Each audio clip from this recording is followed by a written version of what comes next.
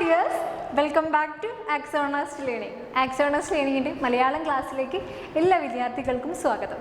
അപ്പോൾ കഴിഞ്ഞ ക്ലാസ്സുകളൊക്കെ എല്ലാവരും കണ്ടു എന്നാണ് മിസ് വിചാരിക്കുന്നത് അല്ലേ? അപ്പോൾ നോട്ട്സ് ഒക്കെ തയ്യാറാക്കുന്നുണ്ടോ? മിസ്സിന് എല്ലാ ക്ലാസ്സിലും ഇത് തന്നെയാണ് ചോദിക്കേണ്ടത്. നിങ്ങളെല്ലാവരും വളരെ കൃത്യമായിട്ട് പഠിക്കാൻ വേണ്ടിയിട്ടാണ്. ഓക്കെ ആണല്ലോ? അപ്പോൾ നിങ്ങൾക്കറിയാം 2025 ഏപ്രിൽ ബാച്ചിൻ്റെ ക്വസ്റ്റ്യൻസാണ് നമ്മൾ ഡിസ്കസ് ചെയ്തുകൊണ്ടിരിക്കുന്നത്. അതിൽ 5 സെക്ഷൻ നമ്മൾ ഡിസ്കസ് ചെയ്ത് കഴിഞ്ഞു. ഇന്ന് നമ്മൾ 6ാമത്തെ ക്വസ്റ്റ്യനിലേക്കാണ് കിടക്കുന്നത്. 6ാമത്തെ സെക്ഷനിൽ നമുക്ക് ഒരുപാട് കാര്യങ്ങൾ പറയാനായിട്ടുണ്ട്. അതിൽ എന്താണ് നമ്മൾ ഇതുവരെ ചെയ്തിട്ടില്ലാത്ത തരത്തിൽ നമുക്കൊന്ന് നോക്കാം. 5 എണ്ണത്തിന് പകരം പദം എഴുതുക. 5 എണ്ണത്തിന് പകരം പദം എഴുതുവാനാണ് തന്നിട്ടുള്ളത്. പകരം പദം. അപ്പോൾ ഇവിടെ നമുക്ക് കുറച്ച് വേർഡ്സ് തന്നിട്ടുണ്ടായിരിക്കും. അതിൻ്റെ അർത്ഥം മാറിപ്പോവാത്ത തരത്തിൽ നമ്മൾ പകരം പദം എഴുതുവാനാണ്. ഓക്കെ ആണല്ലോ? അപ്പോൾ നമുക്ക് ജസ്റ്റ് നിങ്ങൾക്ക് അറിയാവുന്ന വേർഡ്സ് തന്നെ ആയിരിക്കണം. ജസ്റ്റ് ഒന്ന് ആലോചിച്ച് എഴുതാവുന്നതാണ്. അപ്പോൾ ഈ ഒരു ഭാഗത്ത് നിന്ന് നമുക്ക് ഒരു ക്വസ്റ്റ്യന് 1 മാർക്ക് വീതമാണ് ലഭിക്കുന്നത്. 5 ക്വസ്റ്റ്യൻസ് ആണുള്ളത്. ടോട്ടൽ ഈ സെക്ഷനിൽ നിന്ന് നമുക്ക് 5 മാർക്കാണ് ലഭിക്കാൻ പോകുന്നത്. ഓക്കെ ആണല്ലോ? അപ്പോൾ ഫാലഫലകം എന്ന് പറഞ്ഞാൽ എന്താണ്? ഫാലഫലകം എന്ന് പറഞ്ഞാൽ എന്തായിരിക്കും? അതെ, ഓർക്കുന്നുണ്ടോ? ഗാന്ധാരി വിലാപത്തിലൊക്കെ നമ്മുടെ പാണ്ഡവരും കൗരവരും ഒക്കെ യുദ്ധത്തിൽ ഏർപ്പെടുമ്പോൾ അവരുടെ കയ്യിലൊരു വാളും പരിചയവും ഉണ്ടായിരിക്കും അല്ലേ? അത് തന്നെയാണ് ഈ ഫാലഫലകം എന്ന് പറയുന്നത്. അതിൽ നിന്നും തന്നിട്ടുള്ള ഒരു വേർഡ് തന്നെയായിരിക്കും. ആ കവിതയുടെ ഭാഗം പരിശോധിക്കുമ്പോൾ നമുക്ക് ഇങ്ങനെ ഒരു ഫാലഫലകം എന്ന് പറയുന്ന പ്രയോഗം നമുക്ക് കാണാൻ സാധിക്കും. അപ്പോൾ വാളിനെയും പരിചയവുമാണ് ഫാലഫലകം എന്ന് പറയുന്നത്. ഓക്കെ ആണല്ലോ? അടുത്തത് നീരവം. നീരവം എന്ന് പറഞ്ഞാൽ എന്താണ്? നീരവം എന്ന് പറഞ്ഞാൽ രവം എന്ന് പറഞ്ഞാൽ ശബ്ദം എന്നാണ് അർത്ഥം. ആരവം എന്ന് നിങ്ങൾ കേട്ടിട്ടുണ്ടായിരിക്കും അല്ലേ? ഭയങ്കര ആ ഒരു ശബ്ദത്തെയാണ് നമ്മൾ ആരവം എന്ന് പറയുന്നത്. ഈ ആരവത്തിൻ്റെ ഓപ്പോസിറ്റാണ് നീരവം.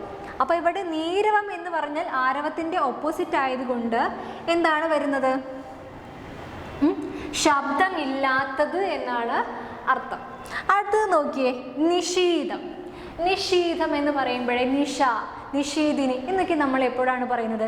രാത്രിക്കാണ് പറയുന്നത് അല്ലേ? അപ്പോൾ രാത്രി, നിഷീദിനി എന്നൊക്കെ നമുക്ക് ഈ നിഷീദം എന്ന് പറയുന്ന വാക്കിന് അർത്ഥം പറയാവുന്നതാണ്. ഓക്കെ ആണല്ലോ? അപ്പോൾ നമുക്ക് അതും ലഭിച്ചു. അടുത്തത് ഉഡു എന്ന് പറഞ്ഞാൽ എന്താണ്?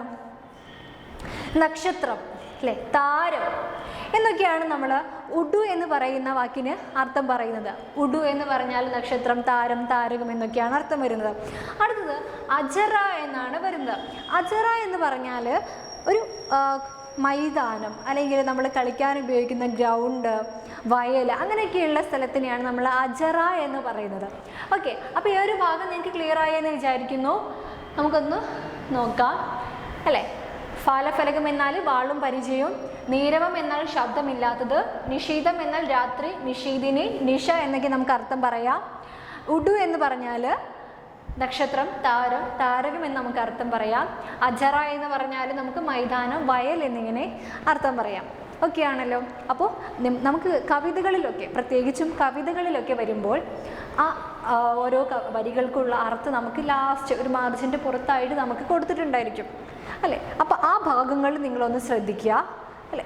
ചെറുതായിട്ടൊന്ന് നോക്കി വെച്ചാൽ തന്നെ നമുക്ക് അർത്ഥം മനസ്സിലാവുന്നതേ ഉള്ളൂ. അപ്പോൾ ആ ഭാഗം കൂടി ഒന്ന് ശ്രദ്ധിക്കാൻ വേണ്ടിയിട്ടായിരിക്കും നമുക്ക് ഇങ്ങനെയൊരു സെക്ഷൻ കൊടുത്തിട്ടുള്ളത്. ഓക്കെ, അപ്പോൾ ആർക്കും ബുദ്ധിമുട്ടൊന്നും വരാത്ത രീതിയിൽ എല്ലാ ക്വസ്റ്റ്യനും നിങ്ങൾ ആൻസർ ചെയ്യുക. നിങ്ങൾക്ക് ഓക്കെ ആയിരിക്കും എന്ന് വിചാരിക്കുന്നു. ഓക്കെ, അപ്പോൾ അടുത്ത ക്ലാസ്സിൽ നമുക്ക് അടുത്ത സെക്ഷനുമായിട്ട് വരാം. എല്ലാവരും കൃത്യമായിട്ട് പഠിക്കുക.